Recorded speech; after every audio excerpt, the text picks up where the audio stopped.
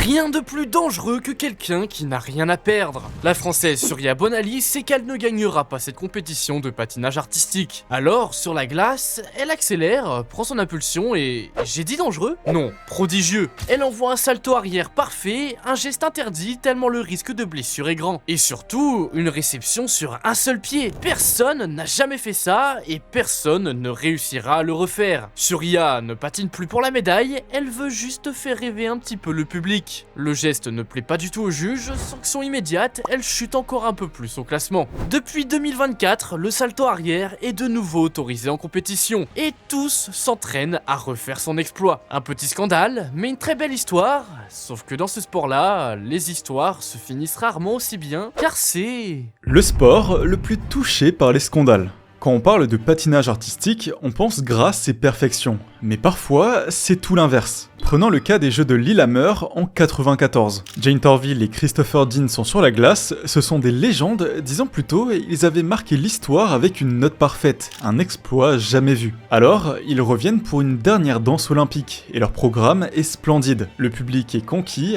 on s'attend logiquement à les revoir au sommet du classement, mais non. Quand les résultats tombent, c'est le choc. Le public hue les juges, la déception est immédiate sur leur visage, car ils ne terminent que 3e. Très vite, une explication circule. Un porté au-dessus de la tête, jugé illégal par certains arbitres. Beaucoup d'experts ne sont pas du tout d'accord avec cette décision, et encore aujourd'hui, ils l'affirment, leur portée ne violait aucune règle. Quelques années plus tard, en 1998 à Nagano, le patinage artistique replonge dans un tout autre type de scandale. Cette fois, ce ne sont plus les règles qui posent problème, mais les juges. En danse sur glace, le juge ukrainien Yuri Balkov tente d'influencer la juge canadienne Jean Senft pour qu'elle favorise les patineurs ukrainiens. En échange, il lui promet que les Canadiens seront avantagés sur une autre épreuve. Mais Jean Senft refuse de céder à la pression. Et surtout, elle décide de garder une preuve en enregistrant la conversation. Bon, aucune de leurs équipes n'a remporté de médaille, mais quand l'enregistrement est révélé, le scandale éclate. Les conséquences tombent immédiatement, Balkov est suspendu 1 an, et étonnamment,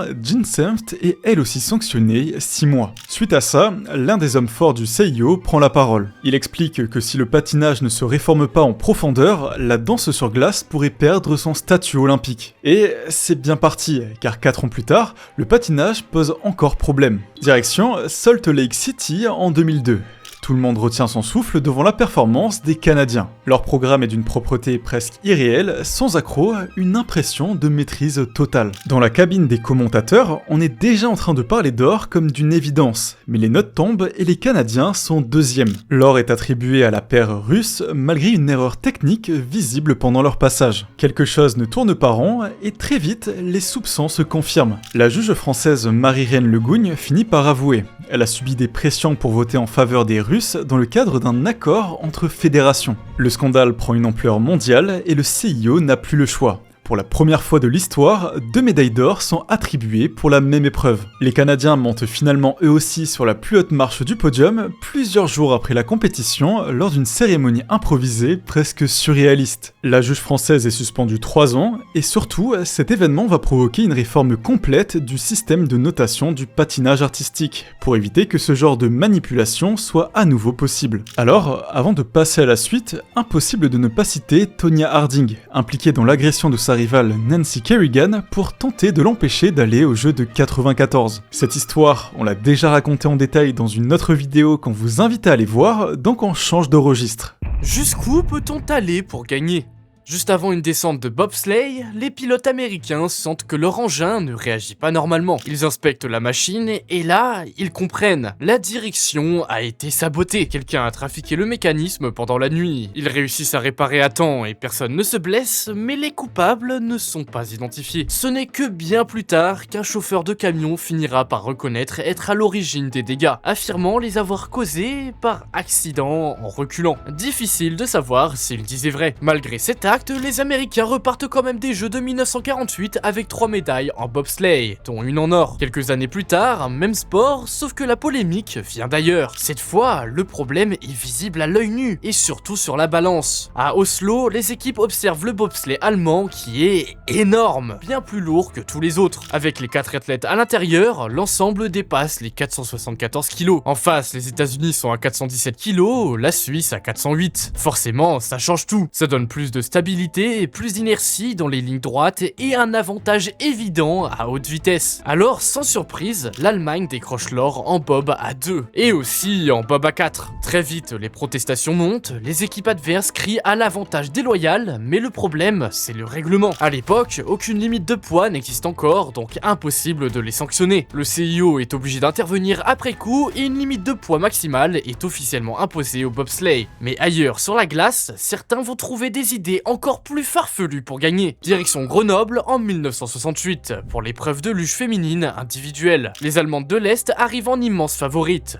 Peut-être un peu trop d'ailleurs, car juste avant la finale, des soupçons commencent à circuler, et un juge décide de vérifier lui-même les patins des luges au départ. Il pose la main dessus, et il la retire aussitôt. Les patins sont chauds. Les Allemandes chauffaient volontairement les lames avant les descentes. Une technique redoutable, car la chaleur fait fondre une fine couche de glace au contact, réduit la friction et augmente la vitesse. À l'œil nu, ça ne se voit pas, mais sur le chrono, ça fait toute la différence. Cette fois, il n'y a aucun débat possible. Les trois concurrentes est-allemandes, arrivées première, deuxième et quatrième, sont disqualifiées et leurs médailles retirées. Mais à Grenoble cette même année, le ski alpin va lui aussi être rattrapé par un scandale. En slalom, l'Autrichien Karl Stranz est en pleine lutte pour l'or. Il s'élance, enchaîne les portes et en plein milieu de sa descente, il s'arrête net. Karl affirme qu'un homme vêtu de noir a traversé devant lui. Des témoins confirment la scène, impossible de continuer dans ces conditions. Les officiels lui accordent alors un nouveau départ. Il repart et cette fois, il signe le meilleur temps. Il est virtuellement champion olympique. Sauf que l'histoire ne s'arrête pas là. Les officiels réexaminent sa descente de rattrapage et finissent par remarquer un détail. Karl a manqué 2 portes en haut du parcours. Il est disqualifié, la première place revient finalement au Français Jean-Claude Killy, qui décroche au passage sa 3e médaille d'or de ces Jeux. Pour Karl, c'est une humiliation publique.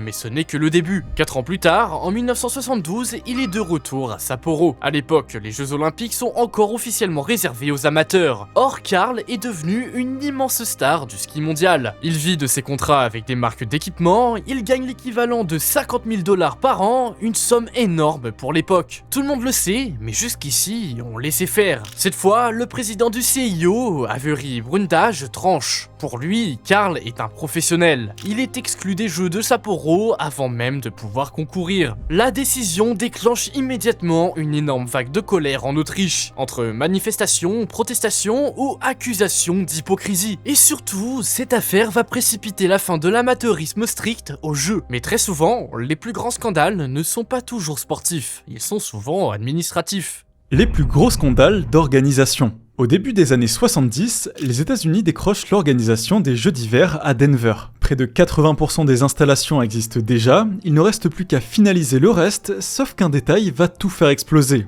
la facture. Très vite, les habitants découvrent l'ampleur des coûts, la hausse des impôts, et surtout que l'argent public va servir à financer les Jeux. La tension monte, un référendum est lancé, et le verdict est sans appel. Non au budget, non aux Jeux. Résultat, Denver abandonne l'organisation. Les Jeux de 1976 sont finalement déplacés en urgence à Innsbruck, en Autriche, qui les avait déjà accueillis 12 ans plus tôt. Des Jeux refusés par leur propre population, on n'avait jamais vu ça avant, et ce fiasco aurait pu servir de leçon, mais visiblement non. Quelques années plus tard, direction Calgary à l'approche des Jeux de 1988. Cette fois, ce n'est pas l'argent qui pose directement problème, ce sont les billets. De base, on promet aux habitants que seulement 10% des places seront réservées aux officiels, sponsors et VIP. Mais en réalité, près d'un tiers des meilleures places leur sont attribuées. Pour le grand public, il ne reste plus grand chose, les revendeurs sont déjà à l'affût et raflent le moindre billet disponible. Alors, les prix explosent, jusqu'à des milliers de dollars la place. Mais le pire reste à venir. Le responsable de la billetterie se retrouve lui-même au cœur d'un scandale, car il fait payer des acheteurs américains en dollars US au lieu de dollars canadiens, empoche la différence et falsifie les documents. Bon, il finira derrière les barreaux. L'image renvoyée au monde entier est désastreuse, avec le sentiment que les jeux ont été confisqués par une élite. Mais en réalité, le plus gros scandale reste encore à venir. Depuis des années, la ville américaine de Salt Lake City rêve d'accueillir les Jeux d'hiver. Elle a déjà tenté sa chance 4 fois sans succès, alors pour la candidature des Jeux de 2002, une décision est prise en coulisses. Cette fois, on ne laissera rien au hasard. Et en 1995, les votes tombent, c'est officiel, Salt Lake City obtient enfin les Jeux. Sauf qu'en 1998, tout bascule. Des documents confidentiels sortent au grand jour, révélant des avantages pour le moins discutables. On découvre des cadeaux, des voyages, des bourses pour les enfants de membres du CIO, des emplois pour leurs proches et même pour certains des opérations de chirurgie esthétique offertes. L'affaire devient mondiale, des enquêtes sont ouvertes et les 2 hommes à la tête du comité d'organisation démissionnent. Pour la première fois de son histoire, le comité international olympique est accusé publiquement de corruption organisée. Alors logiquement, plusieurs membres du CIO sont exclus, mais les Jeux sont maintenus. Face au scandale, de nouvelles règles strictes sont imposées, plafonnement des cadeaux, limitation des mandats et intégration de 15 anciens athlètes olympiques au sein du CIO. Mais en réalité, des cas comme ça, il y en avait sûrement déjà eu avant. Quelques années plus tôt, le comité de Nagano aurait dépensé près de 14 millions de dollars simplement pour divertir les membres du CIO et leurs accompagnateurs afin d'obtenir les Jeux. Les chiffres exacts restent flous, Nagano a détruit ses archives financières après que le CIO a demandé que ces dépenses ne soient pas rendues publiques. C'est quand même très étrange. Alors, après la corruption des institutions, place à la corruption des organismes. Les scandales de dopage.